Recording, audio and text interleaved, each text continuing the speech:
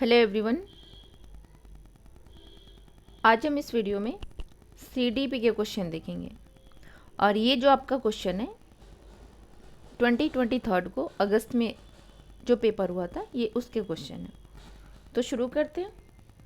उससे पहले आप वीडियो को लाइक कर दें, शेयर कर दें। अगर आप इस चैनल पर नए हैं तो इस चैनल को सब्सक्राइब ज़रूर कर लें। ये चैनल आपके सीटेट के पेपर में बहुत ज़्यादा हेल्प करेगी। तो शुरू करते हैं क्वेश्चन नंबर फर्स्ट से। क्वेश्चन नंबर फर्स्ट कह रहा है डिस्ग्राफिया। कह रहा है डिस्ग्राफिया क्या है उसके बारे में आपसे पूछ रहे हैं। फर्स्ट कह रहा है एक भाषण विकार है जिसकी विशेषता हकलाना और उच्चारण में त्रुटियां करना है। नहीं, डिस्ग्राफिया है वो हकलाना बोलने से रिलेटेड नहीं है, तो आपका फर्स्ट गलत हो जाएगा। सेकेंड कह रहा है एक गति युक्ति विकार है जिसकी विशेषता स्थूल पेशीय बाधिता है, आपका सेकेंड भी गलत हो जाएगा। थर्ड कह रहा है एक तांत्रिकीय विकार है जिसकी विशेषता अक्षरों और आकारों के बनाने में कठिनाई है, बात बिल्कुल सही है।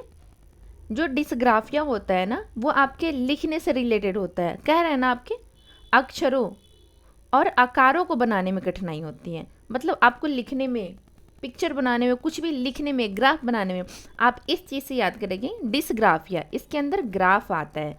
तो ग्राफ आप क्या करते हैं, बनाते हैं ना, लिखते हैं। आप कुछ लिखते हैं, आप उससे रिलेट करके इसको याद रखेंगे। तो डिस्ग्राफिया का मतलब होता है एक तांत्रिकीय विकार है जिसका विशेषता अक्षरों और आकारों के बनाने में कठिनाई होती है। मतलब इसमें बनाने में, लिखने में कठिनाई होती है, इसका पढ़ने से कोई रिलेशन नहीं है, सिर्फ लिखने से है। तो आपका सही आंसर हो जाएगा option number third is a right answer. Fourth कह रहे हैं यह एक मनोवैज्ञानिक विकार है, नहीं, आपका फोर्थ गलत हो जाएगा, ये मनोवैज्ञानिक नहीं है, ये लिखने से रिलेटेड है। क्वेश्चन नंबर सेकंड कह रहा है प्रतिभावान बच्चों को शिक्षित करने का उपागम जो उन्हें असामान्य रूप से तीव्र गति से पाठ्यचर्या के माध्यम से आगे बढ़ाता है क्या कहलाता है। फर्स्ट है विभेदित निर्देशन, संवर्धन, त्वरण, गतिवर्धन और विसर्जन। तो बताएं क्वेश्चन नंबर सेकंड का सही आंसर क्या होगा। तो आपका सही आंसर हो जाएगा option number third is a right answer, त्वरण गतिवर्धन। क्वेश्चन नंबर थर्ड देखते हैं। कह रहे शिक्षक जो समावेशी कक्षाओं की दिशा में काम कर रहे हैं उन्हें चाहिए कि वे पाठ्यचर्या में अनुकूलन करें, विविध दृष्टिकोणों को शामिल करें, अपने समय के अंतर्निहित पूर्वाग्रहों की जांच करें, विविधता को एक बाधा के रूप में देखें। नहीं, विविधता को आपको एक बाधा के रूप में नहीं देखना है। अगर आपको ये नहीं पता है कि फर्स्ट, सेकेंड, थर्ड गलत है या सही है, तो आप इस बात का तो याद रखेंगे ना कि जो बाधा, विविधता, जो डाइवर्सिटी होती है वो बाधा के रूप में नहीं होती है, वो आपको हेल्प करती है पढ़ने में, आगे बढ़ने में। तो आपका फोर्थ तो गलत हो जाएगा। तो आप उससे पूछ रहे कौन सा सही है। शिक्षक जो समावेशी कक्षाओं की दिशा में काम कर रहे हैं उन्हें चाहिए कि वे क्या करें, तो विविधता को बाधा के रूप में नहीं देखना है, इसलिए आपका फोर्थ गलत हो जाएगा। तो आप ये देखिए कि फोर्थ किस किस ऑप्शन में है। ऑप्शन नंबर फर्स्ट फोर्थ है, नहीं होगा। थर्ड में फोर्थ है, नहीं होगा। फोर्थ में फोर्थ है, नहीं होगा। तो आपका फर्स्ट, थर्ड एंड फोर्थ तो कट हो जाएगा। तो आपका सही आंसर हो जाएगा option number second is a right answer. Question number 4 देखते हैं। कह रहा है शैशवावस्था में समाजीकरण की डैश संस्थाएं प्रमुख रूप से महत्वपूर्ण है, जबकि प्रारंभिक बाल्यावस्था में समाजीकरण की डैश संस्थाएं भी महत्वपूर्ण हो जाती है। फर्स्ट है तृतीयक माध्यमिक, प्राथमिक माध्यमिक, माध्यमिक प्राथमिक और माध्यमिक तृतीयक। तो शैशवावस्था में ना समाजीकरण जो होता है वो प्राथमिक होता है, तो यहाँ तो आपका प्राथमिक आएगा। तो आप देखिए किस ऑप्शन में, ऑप्शन नंबर सेकेंड में से प्राथमिक है। और प्रारंभिक बाल्यावस्था में समाजीकरण की माध्यमिक संस्थाएं भी महत्वपूर्ण होती है। तो आपका सही आंसर हो जाएगा option number second. Question number 5 देखते हैं। कह रहा है ली वाइगोस्की के अनुसार सामाजिक कारक भाषा विकास को प्रभावित करते हैं परंतु संज्ञानात्मक विकास को नहीं। सामाजिक कारक भाषा विकास को प्रभावित करते हैं परंतु संज्ञानात्मक विकास को नहीं। नहीं, सामाजिक कारक जो होते हैं ना भाषा को भी प्रभावित करते हैं और संज्ञानात्मक को भी करते हैं। तो आपका फर्स्ट गलत हो जाएगा। सेकंड कह रहे हैं संज्ञानात्मक विकास भाषा विकास को सुगम बनाते हैं। बात तो सही है, संज्ञानात्मक विकास भाषा विकास को सुगम बनाता है, पर यह बात कौन कहता है? तो ये बात जीन पियाजे कहता है, न कि लेवी वाइगोस्की। तो आपका क्वेश्चन में तो लेवी वाइगोस्की के अनुसार पूछ रहा है, तो आपका सेकंड भी गलत हो जाएगा। अगर यहाँ पे जीन पियाजे रहता है तो आपका ये सही आंसर होता। थर्ड कह रहे हैं भाषा विकास और संज्ञानात्मक विकास एक दूसरे से स्वतंत्र रूप से विकसित होते हैं। नहीं, संज्ञानात्मक आपका जो लैंग्वेज होता है और जो आपका थॉट होता है वो दोनों इंटर रिलेटेड होता है, वो अलग अलग नहीं होता है, इसलिए आपका थर्ड भी गलत हो जाएगा। फोर्थ कह रहे हैं भाषा विकास संज्ञानात्मक विकास को सुगम बनाता है, बिल्कुल सही है। लेवी वाइगोस्की का कहना है कि जो लैंग्वेज पहले आता है उसके बाद ये कॉग्निटिव आता है, लेकिन जीन पियाजे का कहना है पहले कॉग्निटिव डेवलपमेंट होता है फिर लैंग्वेज डेवलपमेंट होता है। तो पूछ रहे हैं लेवी वाइगोस्की के बारे में, तो लेवी वाइगोस्की कहता है भाषा विकास जो होती है संज्ञानात्मक विकास को सुगम बनाती है, इसलिए आपका सही आंसर हो जाएगा ऑप्शन नंबर 4। क्वेश्चन नंबर 6 देखते हैं। लॉरेंस कोहलबर्ग के नैतिक तर्क के किस स्तर पर बच्चे आमतौर पर मानते हैं कि लोगों को समाज की अपेक्षाओं पर खरा उतरना चाहिए और अच्छे तरीकों से व्यवहार करना चाहिए? मतलब किस लेवल पे और किस स्टेज पे बच्चे ऐसा सोचते हैं? तो फर्स्ट कह रहा उत्तर संक्रियात्मक अवस्था, नहीं। पूर्व संक्रियात्मक अवस्था, नहीं। पारंपरिक स्तर, और फोर्थ कह रहा है पूर्व संक्रियात्मक स्तर। तो इसका सही आंसर हो जाएगा ऑप्शन नंबर पारंपरिक स्तर। ये आपका सेकेंड लेवल आता है, पहले होता है प्री होता है, फिर कन्वेंशनल आता है, फिर पोस्ट आता है।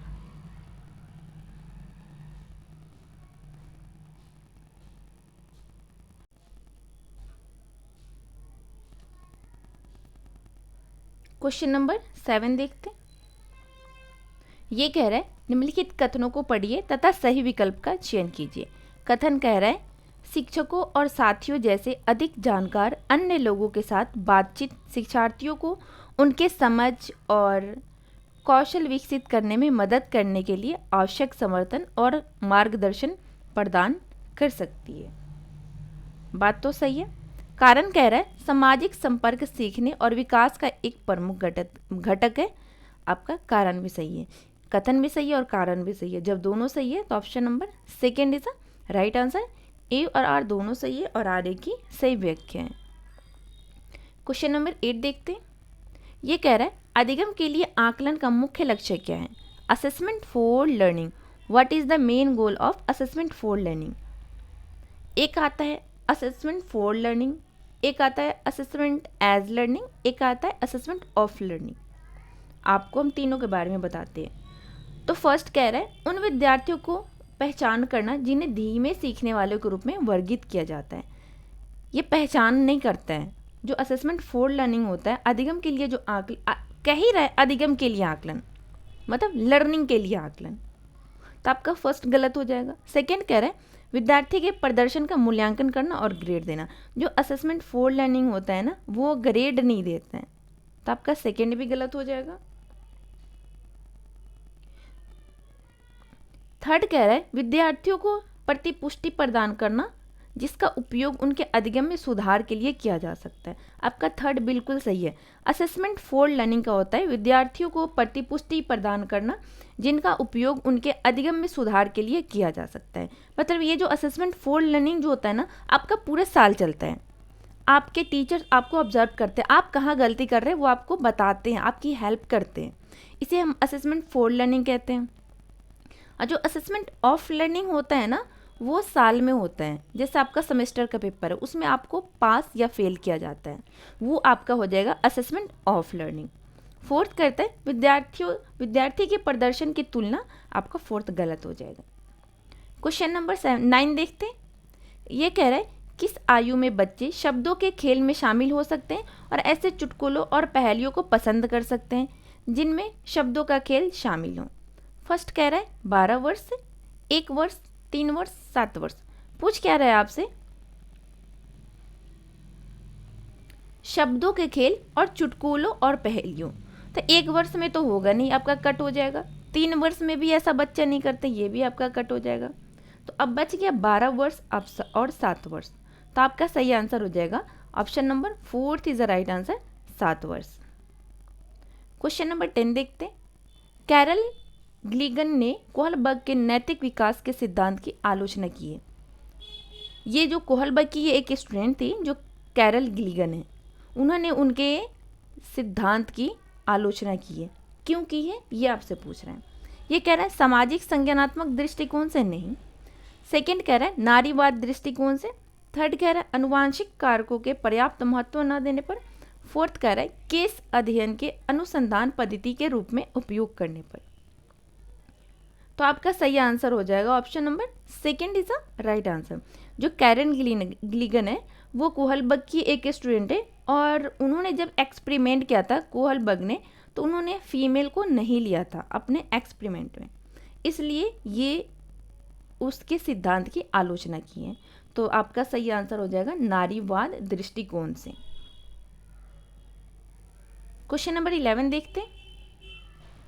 जीन पियाजे के अनुसार पूर्व संक्रियात्मक चिंतन की मुख्य विशेषताओं में से एक है डैश है जो किसी स्थिति के एक पहलू पर ध्यान केंद्रित करने और दूसरों की उपेक्षा करने की प्रवृत्ति को संदर्भित करते हैं। फर्स्ट कह रहे हैं कारण परिणाम का विश्लेषण, कारण कार्य संबंध। सेकंड कह रहे हैं केंद्रीयन। थर्ड कह रहा है विकेंद्रीयन। फोर्थ कह रहा है परागण। तो बताएं क्वेश्चन नंबर 11 का सही आंसर क्या होगा? तो इसका सही आंसर हो जाएगा option number second is a right answer, केंद्रीयन। क्वेश्चन नंबर 12 कह रहा है प्रारंभिक बाल्यावस्था में वृद्धि क्या होती है डैश, धीमी होती है, स्थिर होती है या धीमी होती है। तो जो प्रारंभिक बाल्यावस्था में ना जो वृद्धि होती है वो धीमी नहीं होती है, वो मध्य बाल्यावस्था में धीमी होती है। तो आपका तो फर्स्ट कट जाएगा और फोर्थ कट जाएगा। पर जो प्रारंभिक बाल्यावस्था में सोच कैसा होता है? तार्किक होता है या कुछ हद तक आत्म केंद्रित होता है? तो जो प्रारंभिक बाल्यावस्था में ना जो सोच होता है वो तार्किक नहीं होता है, कुछ हद तक आत्म केंद्रित होता है। और जबकि मध्य बाल्यावस्था में जो वृद्धि होती है वो धीमी हो जाती है, और जो सोच होती है वो तार्किक हो जाती है। तो आपका सही आंसर हो जाएगा option number second is a right answer. आपका क्वेश्चन नंबर 13 देखते हैं। ये कह रहा है निम्नलिखित में से कौन सा स्थूल गति कौशल है, मतलब ग्रोस मोटर पूछ रहे हैं। ग्रोस मोटर में आपको पहले बताते हैं जो आपके बड़े बड़े मसल्स काम आते हैं उसे हम ग्रोस मोटर कहते हैं, जिसमें आपके छोटी छोटी मसल्स फिंगर वगैरह यूज़ होती है, आई यूज़ होती है, उसे हम फाइन मोटर कहते हैं। तो फर्स्ट कह रहा है बुनाई, तो ये आपका मोटे जो आपके बड़े मसल्स होते हैं वो यूज़ होते हैं या छोटे मसल्स। सेकेंड कह रहा है तैरना। थर्ड कह रहा है एक कागज़ पर वृत्त के रूपरेखा के अनुसार काटना। फोर्थ कह रहा है एक कागज़ पर एक बड़े आयत को रूपरेखा के अनुसार काटना।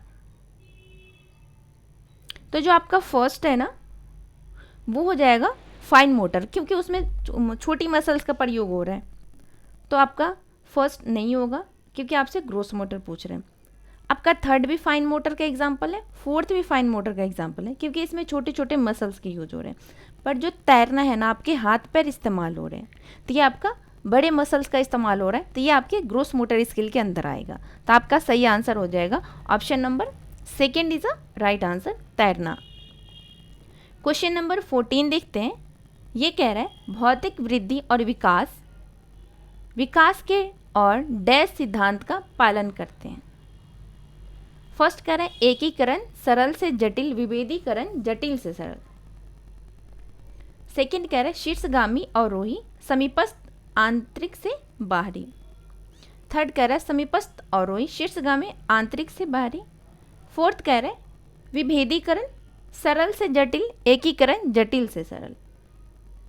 तो इसका सही आंसर हो जाएगा option number second is a right answer. जो भौतिक और वृद्धि विकास के शीर्षगामी एंड अवरोही होती है, और जो समीपस्थ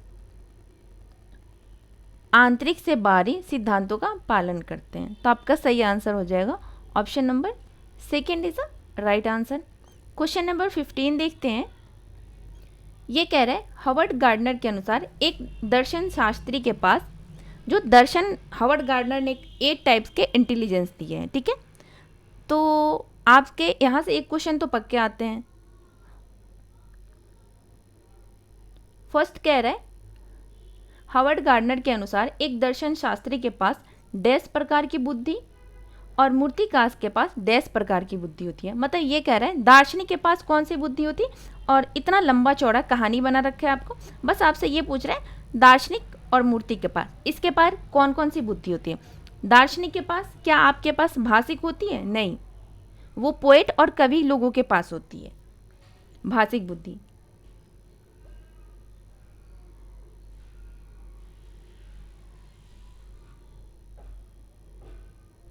तो आपका फर्स्ट तो गलत हो जाएगा।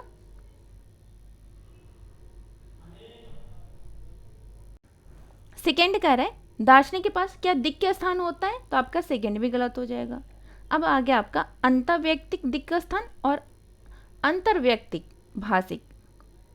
तो लेकिन आपसे तो यहाँ मूर्तिकार पूछ रहे हैं, तो मूर्तिकार का भाषिक से क्या लेन देन है ना, तो आपका फोर्थ भी गलत हो जाएगा। तो आपका सही आंसर होगा option number third is a right answer. अंत व्यक्ति दिक्क स्थान, जो दर्शन शास्त्री होते हैं उनके पास इंट्रापर्सनल, और जो मूर्तिकार होते हैं उसके पास दिक्क स्थान बुद्धि होती है। तो आपका सही आंसर हो जाएगा option number third is a right answer. Question number 16 देखते हैं। ये कह रहे हैं अनुभवात्मक अधिगम किस पर बल देते हैं। फर्स्ट कह रहे हैं बच्चों के अधिगम पर, शिक्षक के नियंत्रण पर। सेकंड कह रहा है सीखने में पुनर्बलन की भूमिका पर। थर्ड कह रहा है आलोचनात्मक प्रतिबिंबन के महत्व पर। फोर्थ कह रहा है एक प्रक्रिया की बजाय अधिगम को एक उत्पाद के रूप में देखने पर।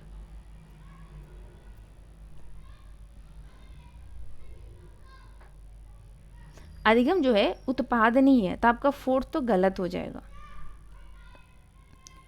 तो इसका सही आंसर हो जाएगा option number third is a right answer. जो अनुभवात्मक अधिगम होता है वो आलोचनात्मक प्रतिबिंबन के महत्व पर बल देते हैं। क्वेश्चन नंबर 17 देखते हैं। बच्चों में समस्या समाधान कौशल को बढ़ाने के लिए निम्नलिखित में से कौन सा प्रभावी तरीका है। आपसे बस एक बात का ध्यान, समस्या समाधान कौशल, बस इतना याद रखें। उसके बाद आप क्वेश्चन सॉल्व करें। स्वतंत्र चिंतन को हतोत्साहित नहीं करना है, हमें प्रोत्साहित करना है। तो फर्स्ट तो आपका गलत हो जाएगा। कठिन समस्याओं से बचने के लिए नहीं, आपका सेकंड भी गलत हो जाएगा।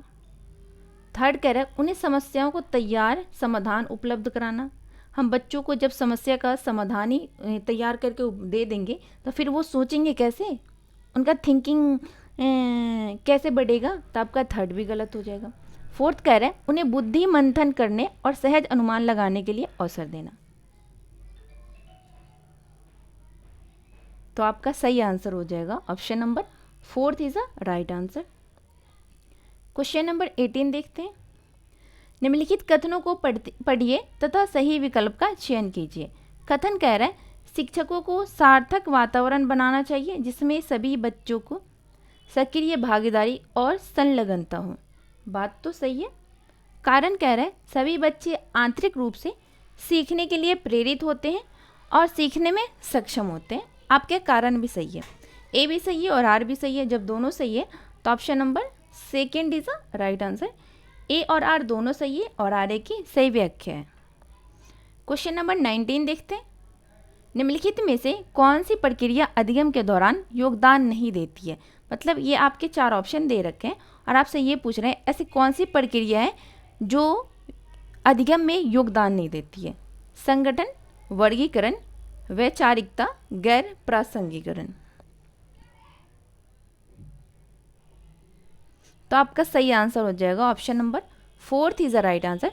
जो गैर प्रासंगिकरण होता है वो आपके अधिगम में योगदान नहीं देता है। क्वेश्चन नंबर 20 देखते हैं।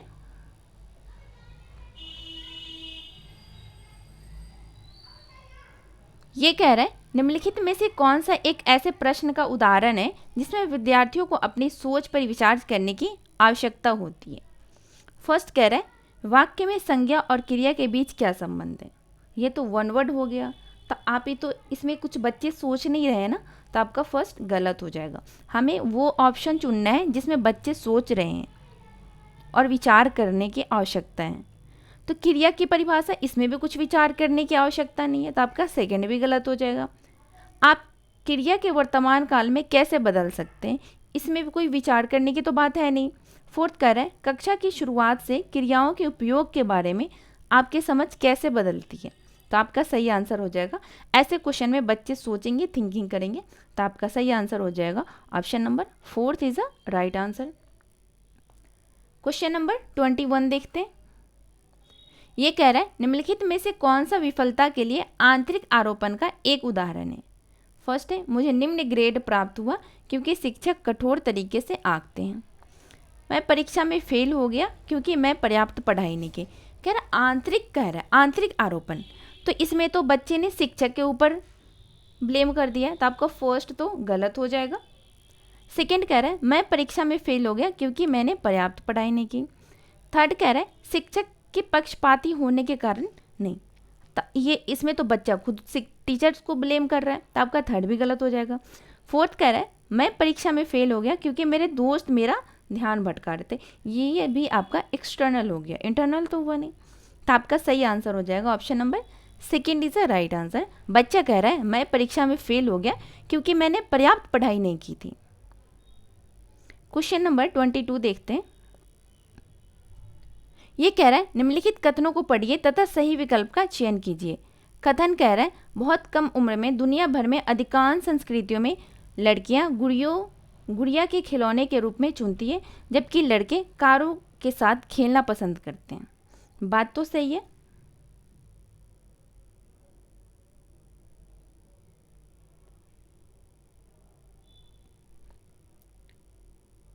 सेकेंड कारण कह रहा है बच्चे किसी विशेष संस्कृति की अपेक्षाओं के आधार पर एक लड़के या लड़की के लिए क्या उपयुक्त माना जाता है इसके बारे में जानकारी व्यवस्थित करते हैं और उसके अनुसार व्यवहार करते हैं। आपका कारण भी सही है। जब दोनों सही है तो option number second is a right answer. Question number 23 देखते हैं। ये कह रहा है लीवाई गोस्की के अनुसार डैश बच्चों के संकल्पनात्मक योग्यताओं के विकास में महत्वपूर्ण भूमिका निभाते हैं। फर्स्ट है मूर्त पुरस्कार, नहीं, लेवाई गोस्की ने कोई मूर्त पुरस्कार की बात नहीं की है, तो इसलिए आपका ये गलत हो जाएगा। सामाजिक अलगाव की भी बात नहीं की है, ये तो सोशलाइजेशन की भी बात करते हैं। मानकीकृत पाठ्यक्रम की भी बात नहीं की, इन्होंने पीयर कोलेब्रेशन की बात की है और इसी को सहकर्मी सहयोग की बात कहते हैं।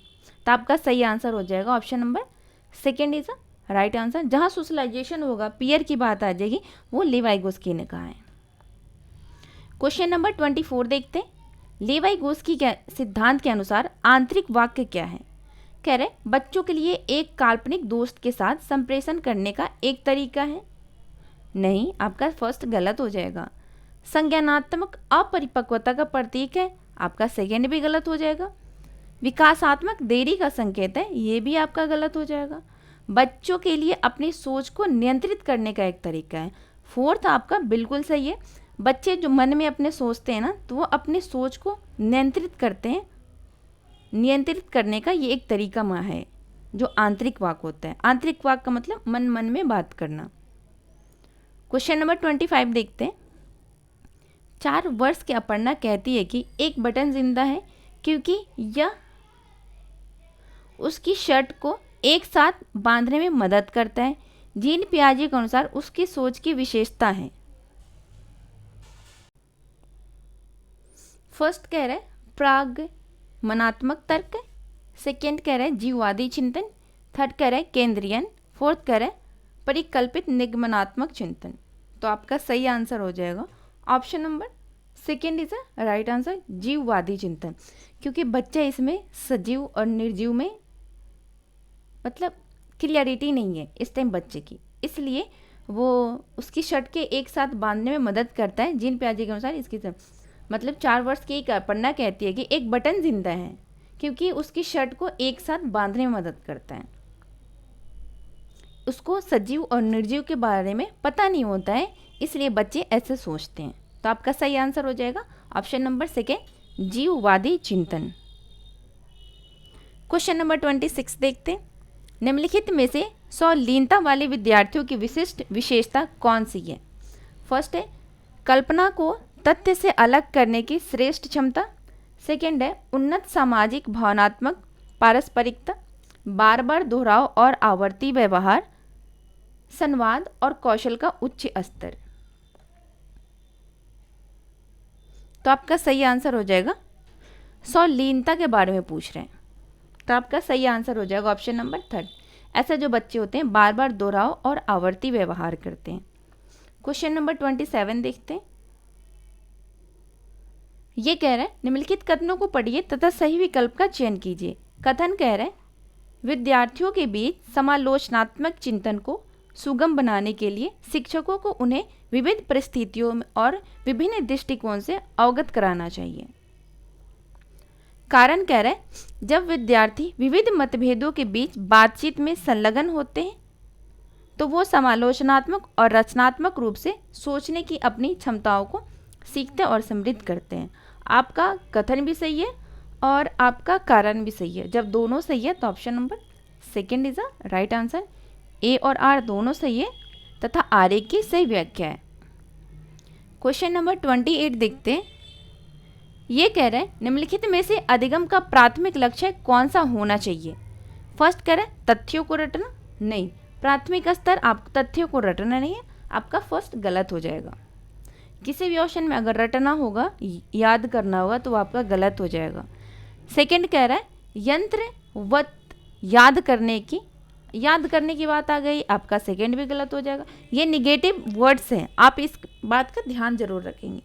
थर्ड कह रहा है समकक्षों के साथ प्रतिस्पर्धा, नहीं, प्रतिस्पर्धा भी नहीं करना है। समालोचनात्मक चिंतन का विकास, तो आपका सही आंसर हो जाएगा option number fourth is the right answer.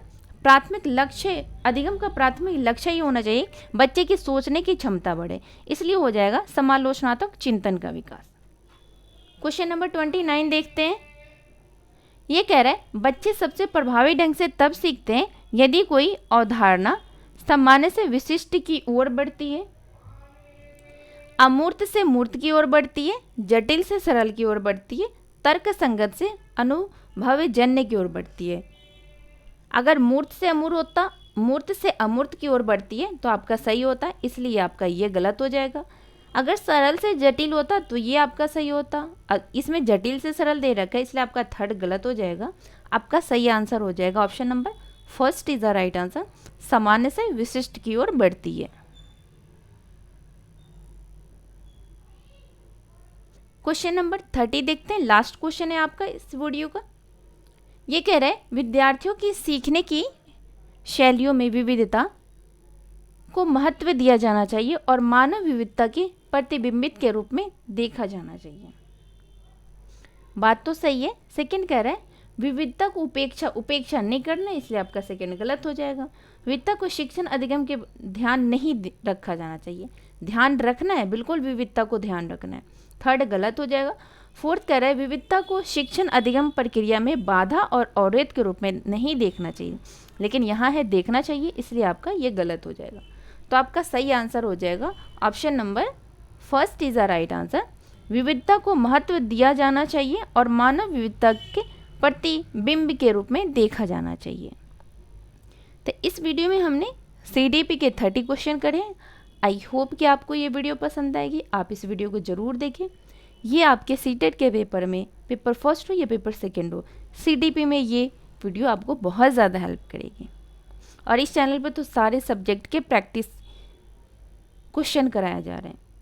तो आई होप कि आपको वीडियो अच्छी लग रही होगी, आप इस वीडियो को ज़रूर देखें। वीडियो को लाइक कर दें, शेयर कर दें। अगर आप इस चैनल पर नए हैं तो चैनल को सब्सक्राइब ज़रूर कर लें। मिलते हैं आपसे नेक्स्ट वीडियो में, तब तक के लिए थैंक यू।